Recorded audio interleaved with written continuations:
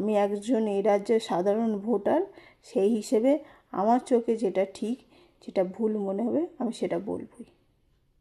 কারণ আমার মাথাটা আমি কাউকে বিক্রি করিনি, তাই আমার মুখটাও কারোর কাছে বিক্রি নেই বা বাঁধা দেওয়া নেই যে আমি এটা বলতে পারবো না বা ওটা বলতে পারবো।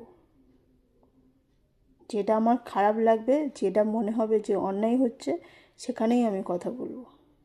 আজকের দিনে তুমিও যেখানে দাঁড়িয়েছো, আমিও সেখানে দাঁড়িয়ে আছি।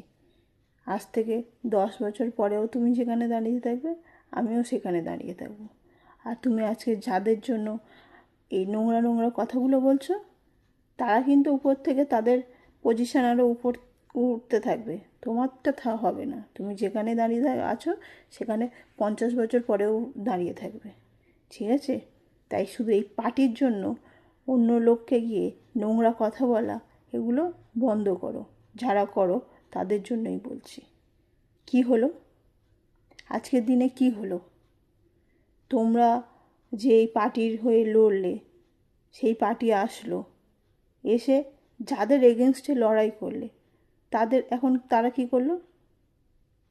তাদেরকেও তোমাদের ওই পার্টিতে নিয়ে নিল।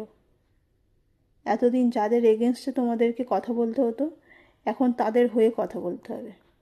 এর থেকে লজ্জার আর কিছু আছে?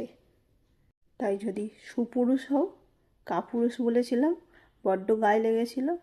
যদি সুপুরুষ হও, তাহলে ওই যাদের হয়ে লড়াই করেছো তাদেরকে গিয়ে প্রশ্ন করো যে এই মানুষগুলো এগেনস্টে আমরা লড়াই করেছি, লড়াই করে আপনাদেরকে নিয়ে এসেছি, তারপরেও কেন এই খারাপ মানুষগুলোকে দলে নেওয়া হচ্ছে?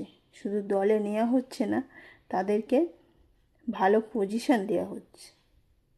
বুঝি তোমাদের দুঃখটা খুব বুঝতে পারছি।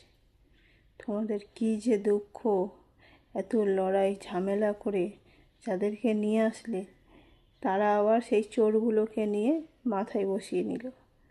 কি দুঃখ তোমাদের। তোমাদের আসলে শরীরে ভীষণ জ্বালা লাগছে, জানো তো? ওই জন্য এই কমেন্ট বক্সে এসে সেই মনের জ্বালাটাকে বের করছো।